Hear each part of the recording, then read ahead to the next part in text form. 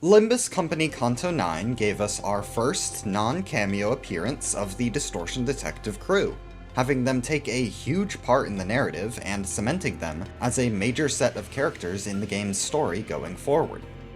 With this appearance came a butt-ton of lore, scattered amongst passives and statuses that not only give insight into each character's past, but also hint at events that occur after the untimely end of the web novel.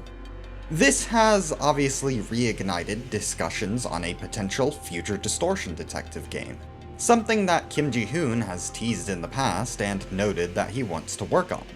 Fans are clamoring to see Distortion Detective brought into a higher production value, with full art, voice acting, potential investigation sequences, and more. And to that I say, hell no. Hi, I'm Jackafang, and today I'm going to tell you why I don't want a Distortion Detective game.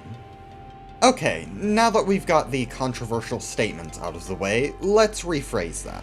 I don't think that video games are the proper format in which to continue the Distortion Detective story. But first, what is Distortion Detective, for those who haven't explored the other Project Moon media? Distortion Detective is a web novel started in early 2020 as a side project for Kim Ji-hoon to practice his writing and expand the world building. The story features Moses and her assistant Ezra as they solve distortion-related cases. The series went through 42 chapters before its abrupt end. According to Kim Ji-hoon, the story expanded beyond the intended scope and he wanted to promote it from side project to main project.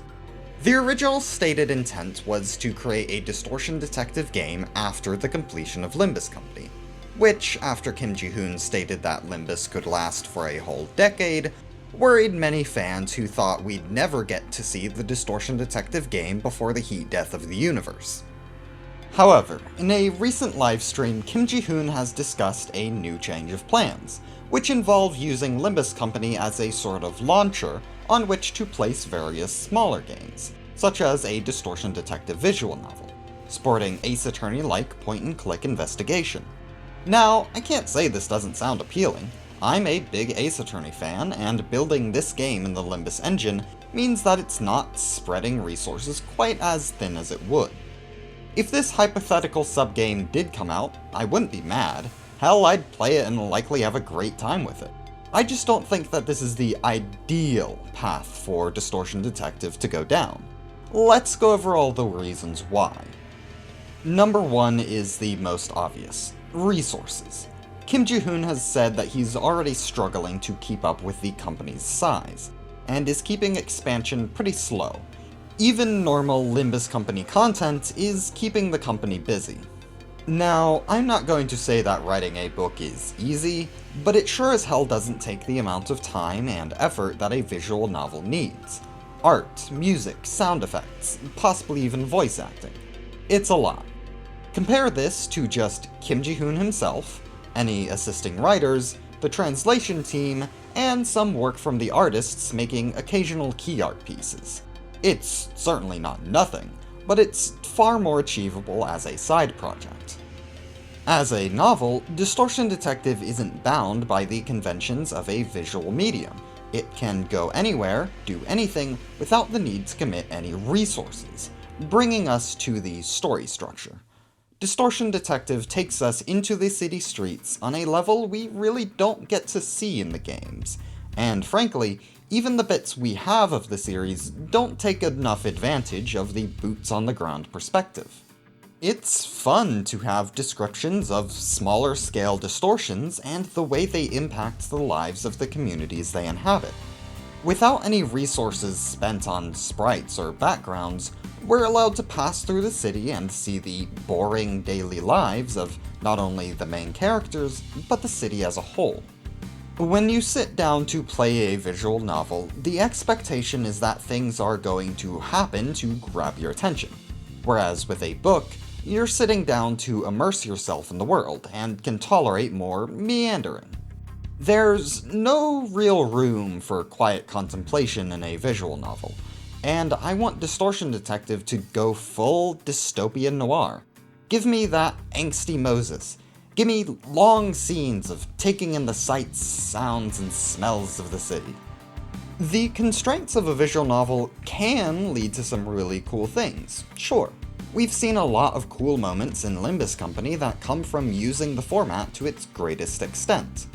But when working with one medium for a long time, those restraints can accidentally end up transferring to other works.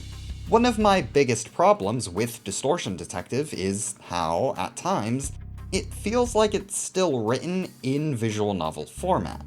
When a new character speaks, it never actually says who's speaking. While you don't need to name the speaker in every line in a back and forth, it would be good to know who's actually starting the conversation and who's replying. I'll admit that Kim Ji-hoon and the translators are good at giving context clues and making sure that each character has their own unique ways of speaking, but it still feels like there's something missing. Like some sort of visual indicator that Kim Ji-hoon is used to writing with. While the overall writing is pretty solid, this format leaves gaping holes in the descriptions of people, places, things, and events, and it kinda takes the pacing out back and puts it down like a lame horse. I think that trying out different styles of writing would not only help with Distortion Detective itself, but could also improve Limbus Company, thanks to Kim Ji-hoon being able to mix things up more. Now, as I've been making my arguments, I'm sure you've noticed that a lot of my complaints about the original Distortion Detective are things that show the ways in which the web novel took on aspects of a visual novel. I can see folks saying that this shows that Distortion Detective's best direction would be to instead lean into these familiar elements, and that I'm just trying to force my own ideas onto the story. Yeah, obviously I'm doing that, but this is a very opinionated video in the first place. My counterpoint to the first bit, however, would be redundancy. We already have 3 video games set in the city, with Limbus meant to be a core world-building project. We don't really need another one right now. I think it's best to focus on the things that Distortion Detective does and could do that isn't viable to be done in Limbus Company. Take the unique aspects and amplify them to the max, rather than bringing the story into a medium that's already been used. I know plenty of you see the idea of a Distortion Detective game as an upgrade from a novelization, but I hope you can see the appeal of going all in on the idea that Distortion Detective should stick to its roots, even if there wasn't an issue of limited resources. Sometimes stripping back all of the bells and whistles can leave you with a more raw emotional experience than having everything shown to you. I love Limbus and Ruina, and to an extent, Lobotomy Corp. But there's a huge lack of boots-on-the-ground perspectives in these stories. Interactions with people who don't matter in the grand scheme of things. I don't know. Let me know what you guys think. Are there any big benefits to a visual novel that I'm not considering? I do like the idea of having a Distortion Detective OST, and while I do love having characters described to me, there are some characters in Distortion Detective I wish did have actual canonical sprites. I hope this discussion has been fruitful, and I will see you next time.